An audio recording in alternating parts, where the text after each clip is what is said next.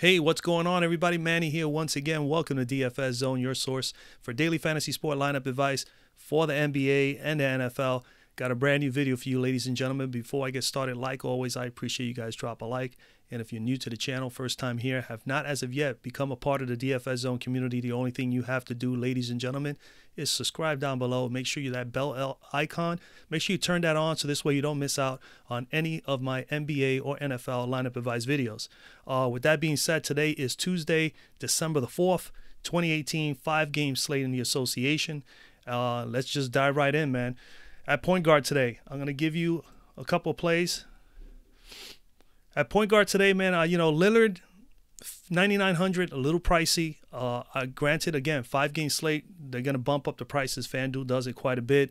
Also, it's not like he can't pay that price. He's going up against Dallas. He should be able to do well there. Not willing to pay 9,900 to see that. I think I will have exposure to him and maybe a lineup or two if I could squeeze him in. And I think you can do that. If you really wanted to go Lillard, I think you can do that because there is going to be some value in some areas today with obviously a number of injuries as well to be on a lookout for. I did receive a notification that TJ Warren is out for sure today.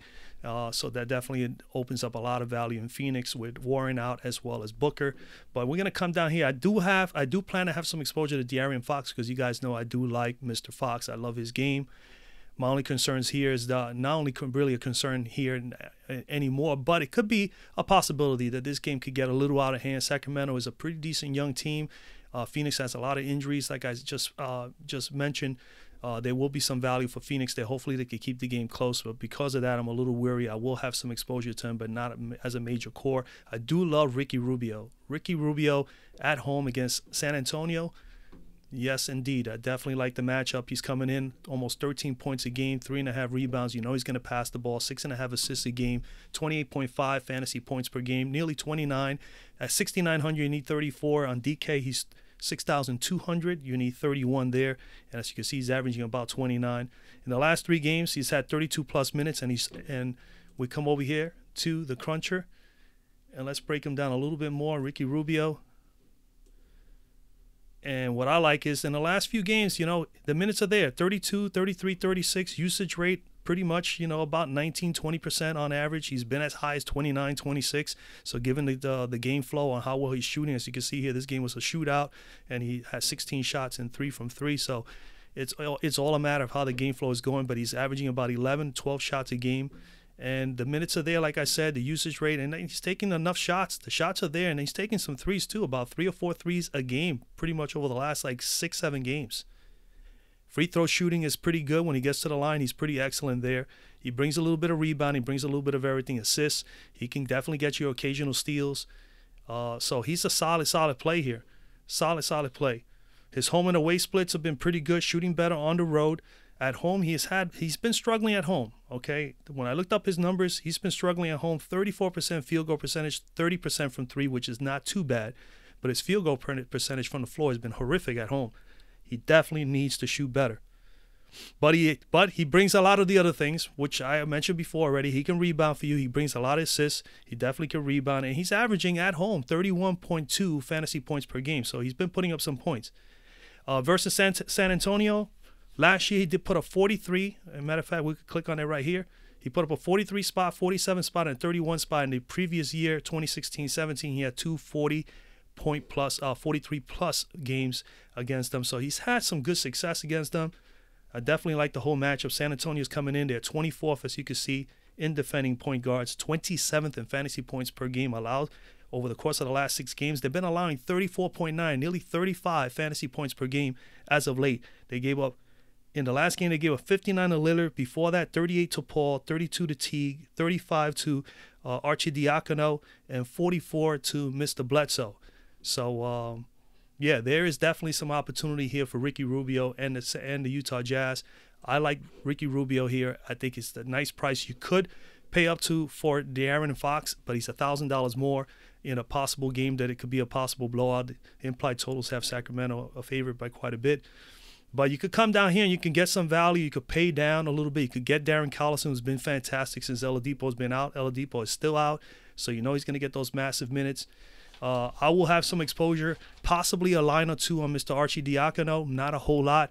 but possibly you'll have him in a line or two. I think a Kobo, you definitely need some exposure on him. With Phoenix having no Warren and no Booker, you're definitely going to have some consideration to have some Elliott Kobo on there. Corey Joseph is a nice solid play at 4,400 if you don't want to pay up for Darren Collison. In this matchup against Chicago, which definitely have struggled against point guards, you definitely have to have some exposure to Corey Joseph. At 4,400, you need about 22, and he's averaging pretty much 21. Other than that, definitely a nice play here. Don't sleep on Devin Harris.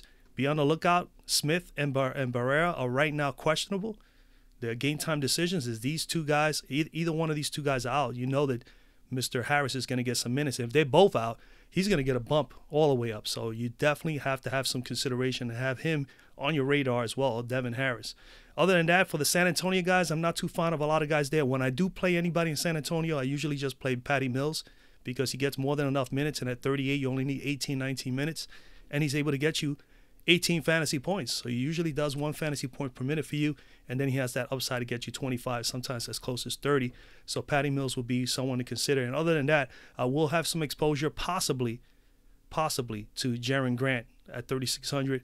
Again, this is that, that throwaway score, budget play kind of guys. You look for Mills. You look for guys like Jaren Grant, who's getting a little bit of time there behind DJ Augustin. So consider him as well. We go to shooting guard. At shooting guard, man, I'm going to be all over Donovan Mitchell at home against San Antonio. Obviously, Oladipo is out. 8,500. He's a little pricey. Yes, he is. Again, remember, it's 5-game slate. They bumped up the prices. He's averaging 21 points, 3 rebounds, 3.5 assists, pretty much 4 assists a game, 34 fantasy points.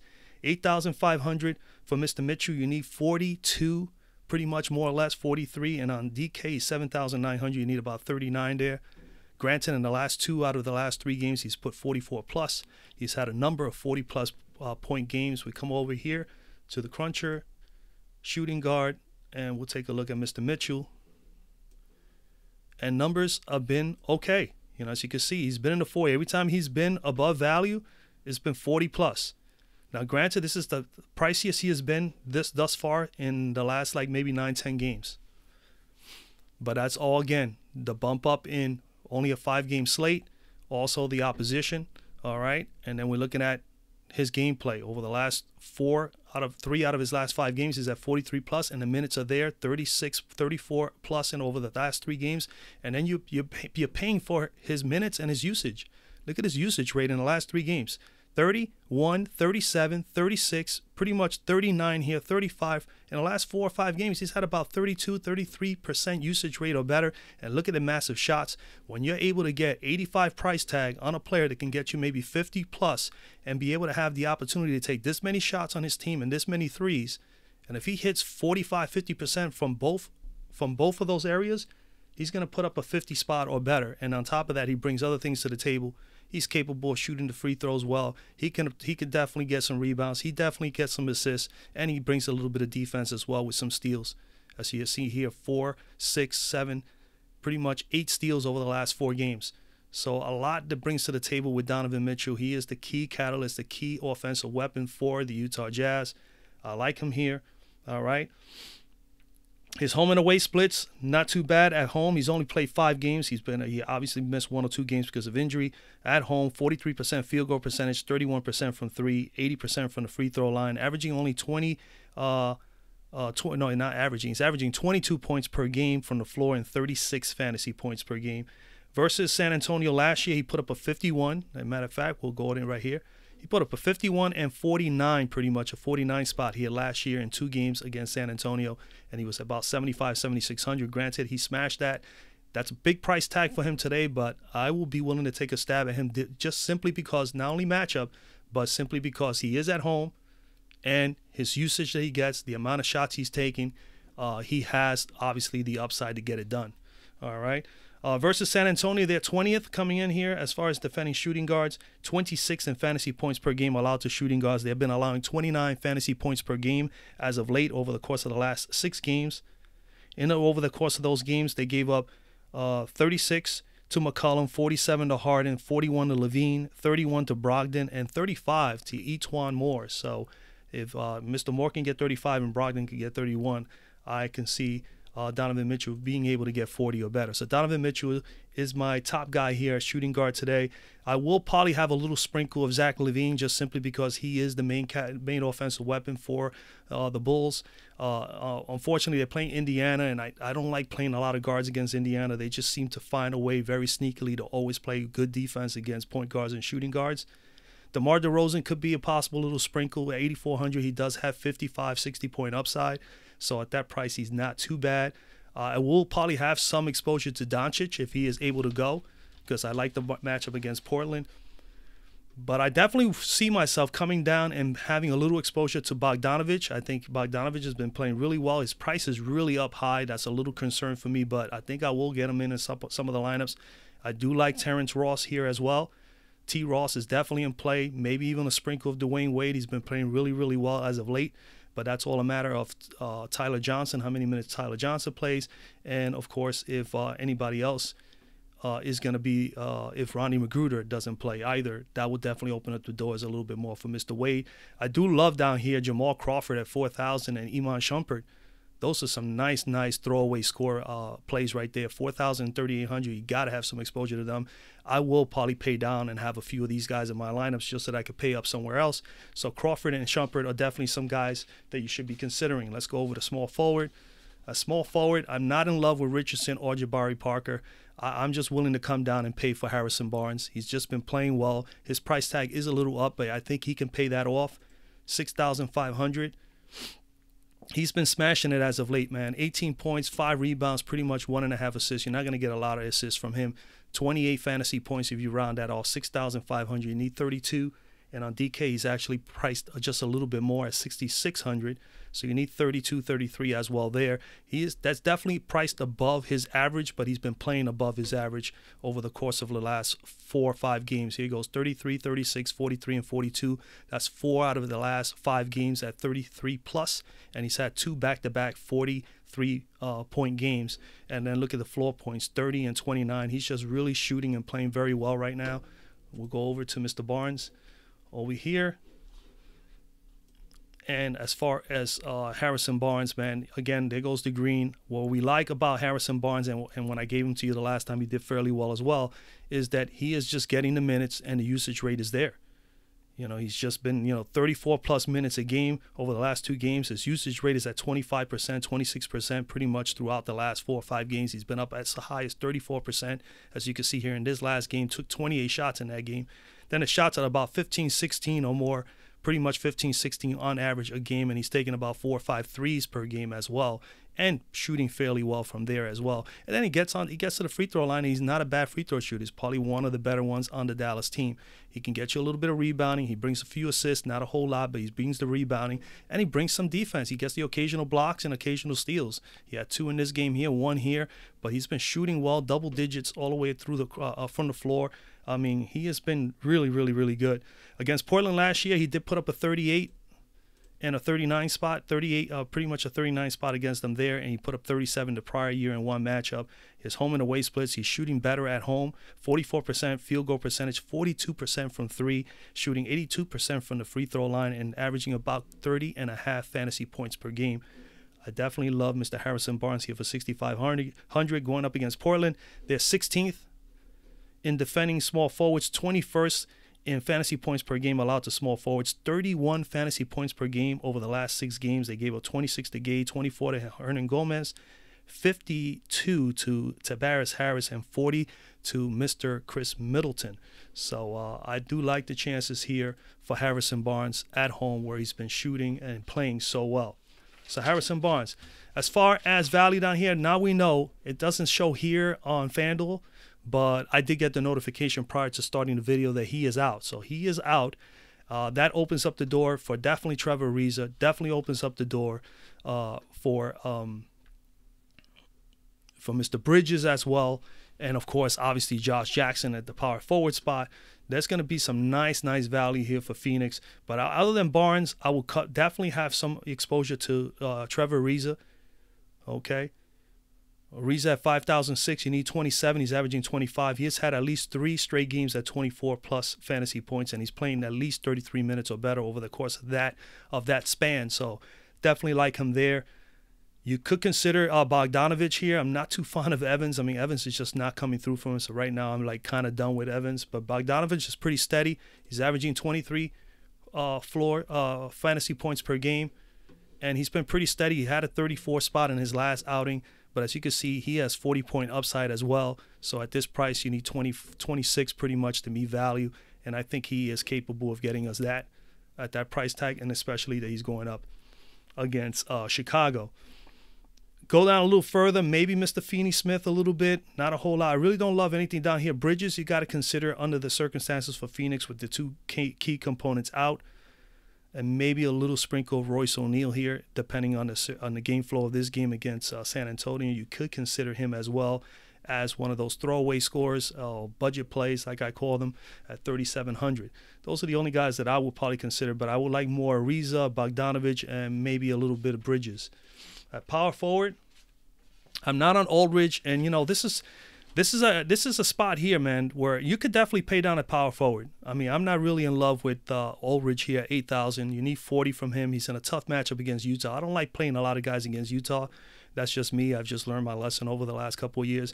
They usually are pretty good defending almost everybody. They're not the same defending team as we've spoken here before at DFS Zone than they were last year, but they still are able to shut certain people down in certain games. I think this is a tough spot for Aldridge. I'd rather say, and when you look at this, he's at 37, and you look at Sabonis, and you know that he's been putting up 40 pluses in number of games in less minutes than Aldridge. You definitely want to favor paying $300 less for Sabonis. Now, his price tag is a little bit up, but he has, rightfully so, played very well as of late. The only thing concerned about him and this game is that this game could possibly be a blowout. Indiana's favored, I think, by 8 or 9 points. And if they happen to blow this game out, you can see Sabonis is not going to play a whole lot. So that's my only concern there. I'm going to come down to Aaron Gordon. And the only reason I'm going with Aaron Gordon is, for one, he already played a good game against Miami. 2, he has played well against Miami in general. And just simply because this game is going to be the closer game. I mean, it's a good chance if he doesn't get into foul trouble, which he normally doesn't, we'll put him in position to play almost a lot of minutes, 34 or 35 plus minutes in this matchup, keep the game close. We're going to see him be able to get more usage out of his time on the floor. 16 points a game, 7 rebounds, 2.5 assists, pretty much 3 assists a game, 32.4 fantasy points, 7,400. You need 37. On DK, he's 6,900. You need 34, which his average is at 33. So he is pretty respectable in price. And I like the fact that he's going to be in a close game. So that's the reasons why I would take my chances on him. And he's also has played well against this team. Now, granted, when you look at his game log, doesn't look pretty at all. A lot of red here. He was pretty much at 7,600, was as high as 7,800, was as high as 8,200. Now he's priced down. He's $800 cheaper than he was 6 games ago. Definitely got to take that. Got to take that discount. We know he's capable of getting 50 or better, so he has upside. He's going to be in a matchup here where James Johnson was more of a bully, very physical guy. I think that he's a little more athletic. I think he could definitely be able to do wonders against Mr. Johnson. But I'm looking at here, man, I'm just more going to base it more on how well the matchup is, the game being a close possible game, probably actually the best game as far as Vegas is concerned today as being close. And then, of course, he gets his usage, you know. He's averaging about 20, 32, maybe 33 minutes a game, and that's fairly good. He's getting about 22% usage rate. He's been as high as 24 and 32, and he gets about 13, 14 shots a game. So he is very much a part of the offense. He takes a few threes, 3 or 4 a game on average. He's not that good. 1 of 4, 1 of 3, 1 of 4 here, 0 for 2 here. But he gets what he brings to the table is the rebounding, and he brings that defense where he can get some steals and he gets the occasional block. And, of course, like I said, last year, this was earlier this year, in that one game earlier this year, he put up 44. On DK, that was 50 fantasy points. On Fanduel, it was 44. Okay? He finished with 9 of 18, 50% shooting, 4 or 5 from 3, 80%, 16 rebounds, 26 points from the floor, and 50 fantasy points on DK, 44 total here, but the same stat line as you can see. Prior to that, preseason, he did 32 minutes here on October the 8th. He put up a 39 spot, and then he had a couple of good games last year as well, as high as 54, 55 spot pretty much in that game there. So he is capable of getting you 50 or better in this matchup. He's had great success just simply because the matchup is a close one, and if it stays close, I could see him staying on the court. Is the only reason why I'm selecting him over all, some of the other guys on the slate. But I will have exposure to Sabonis because I think he is capable of getting us 45, 50 easy at that price of 7,700. Even though it's a little pricey right now, I think that he is good for it. Keep an eye on this with Marvin Bagley. He's been playing very well as well for Sacramento. But if he is out, that's going to open up some doors. I do like a little bit of Mr. Marketing here as well. He played 25 minutes in his first game out, put 20 fantasy points, as you can see there. He's already priced up to 6,200. That's pretty much a 30-31 spot. Definitely someone who can get it done, especially if he gets more than 25 minutes. So if he goes up to about 30-35 minutes, he could be someone you can get. Josh Jackson is definitely a lock, 5,600. Mr. Holmes is someone you could sprinkle in there as well. He's been getting more than enough minutes. I like these two guys. Josh Jackson a little bit more because we know he's going to start and he's going to be on there and he's going to play. Holmes comes off the bench, and he's done fairly well. Then if you want to come down a little bit further, I would think Aminu against Dallas is a good spot for Aminu to be able to meet value here, 5,400. You pretty much need 25, 27 to meet value there. So I think that he's someone you can consider as well. Maybe Mr. Giles the third, and that's pretty much it. Powell is always a pretty good guy, too, off the floor, off the bench. But right now he's a game-time decision, so I'm not too sure on him. Let's go over to center. At center, man, you got Vucevic on the top, Gobert, Nurkic, and Whiteside, Stein, Jordan, Turner, and Ayton. All of them are in play. Vucevic, unfortunately for me, 9,700 against Miami, against Whiteside, and not, he just hasn't played well against Miami. Historically, he hasn't played well. He's been playing lights out. But what my decision here on Vucevic is not that he's not capable of getting 45, 50. I think he can. It's just that when you look at the 9,700 price tag, you also say to yourself, is there anybody else who can get you 45, 50 who's cheaper? And then you look down and you say, hey, well, Gobert could do it for $200 cheaper. Nurkic can do it for 8,400, even though he hasn't put up a 50 spot that I don't believe this year yet, but he's been in the 40s, high 40s. But I'll go all the way down, and my first guy that appears to me at 8,200, $1,500 cheaper than Vucevic is Mr. Whiteside, who just put up a 61. We know he's capable of putting 60 or better. We know that he's a blocking, specialist defensively. So on my end, and again, this is a game that's, battle of Florida, Orlando versus Miami. Should be a competitive game. I rather stick with the competitive game. I mean, that's what it comes down to for me. 8,200 is like, to me, it's like a no-brainer. 8,200 for Mr. Whiteside. He's putting up nearly 14 points a game, 14 rebounds. He's going to get you more than likely a double-double. Definitely perfect for DK with the bonus points for double-doubles. He gets about 1 assist a game, which we're not even concerned with. 40 fantasy points. 8,200 for him. You need 41. And on DK, he's 7,700. You need 37 there. Very much attainable. This is another reason why I like him. His price tag is right where he needs to be at for the fantasy points that he's been putting up thus far this year. Last game, double-double, put 23 and 20. And had 3 blocks and a steal. He is good for 2 or 3 blocks a game, pretty much on average, and he's capable of getting you a steal once per game as well. It's just the only thing concerned here is the minutes. Let's come over here. The minutes have been choppy. That's the only concern. But this game being a close game, I love the factors that this game could be close, and it stays close. Orlando's been competitive all year long, and Miami has done fairly well as well. As you can see, the numbers are not good, a little choppy in between there, but he has shown 45, 50 points, 61-point upside. He had that massive game where he had the 9 blocks, and he brings all this other stuff to the table. Okay, the biggest thing about him is the rebounding and the defense.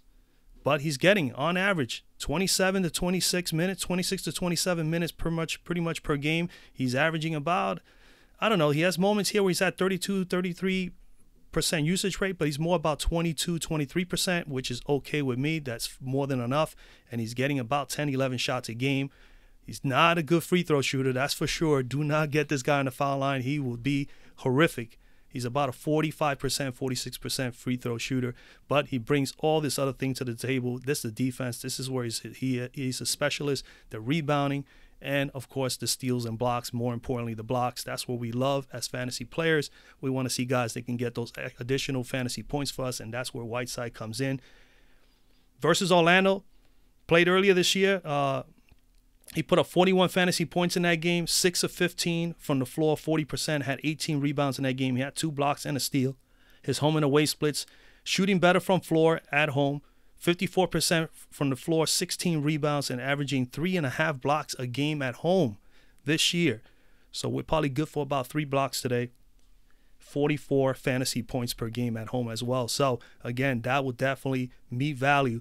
And I think he is capable of exceeding value here. As long as he doesn't get into foul trouble, which he's capable of doing, we will be all right. So Whiteside is my main guy at center today. Other than that, he's going up against Orlando. They're 28th in defending centers, 22nd in fantasy points per game allowed to centers this year, allowing 31 fantasy points per game over the course of the last 6 games. They did give up 29 to Ayton, 41 to Nurkic, 40 to Mr. McGee, 41 to Jokic, and 32 to Ibaka, all in the course of the last 5 out of the 6 games.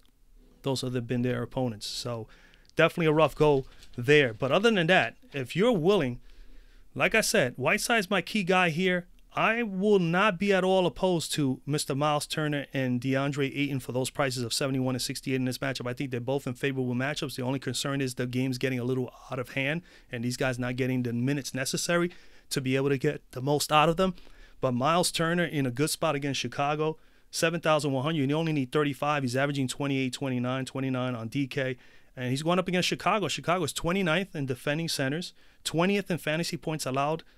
They're allowing 42 fantasy points per game. They are the most in the slate as far as center over the course of the last 6 games. They've just been trending downward. They look terrible. 39 against Capella. They gave up 62 to Drummond, 41 to Ulrich, 68 to Towns, 46 to Whiteside, and 44 to Mr. Ayton. So Miles Turner should be able to eat and do very well here in this matchup. So I definitely will have exposure to Miles Turner. My only concern, like I said, ladies and gentlemen, is the possibility of a possible blowout. Indiana is favored by 8 or 9 points. Then you got Mr. Ayton. I think he's a fine play as well, 6,800. You need 34 to meet value. He's averaging 34, so he's priced just about right. Going up against Sacramento. Sacramento's 23rd in defending centers, 23rd in fantasy points allowed to centers.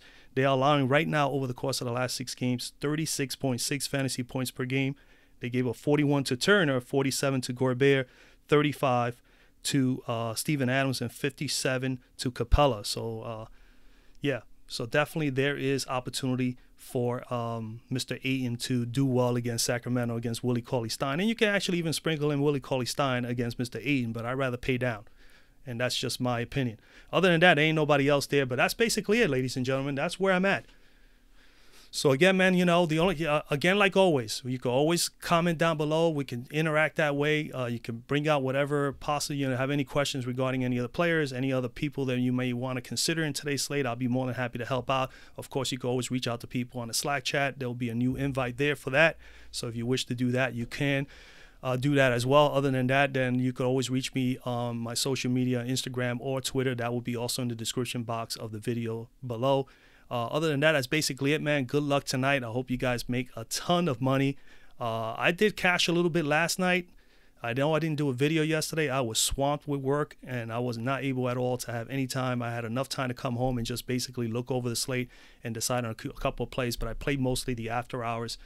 But again, yeah, so I mean, again, the bottom line is, yeah, that's pretty much what happened yesterday. But again, if you want to reach out to me of anything, just please comment down below. Again, drop a like on the video. I greatly appreciate it, man. I appreciate everybody that's been involved, dropping likes, of course, all the subscribers. I appreciate it a ton. I'm doing the best I can over here to help everybody out, and at the same time, I'm trying to help my own self out. But as far as the results, the last few days, I've had some little small winnings with GPPs. I will share those. I got to upload those to Instagram and Twitter. I will do that shortly into the Facebook group. So this guy, it's important for my viewers to see that, I do play and that I do select some of the players and that I actually make some sort of money here and there. And that's always good to see. Other than that, subscribe down below if you haven't done so already. And again, man, good luck tonight. And I'll see you guys tomorrow for tomorrow's slate.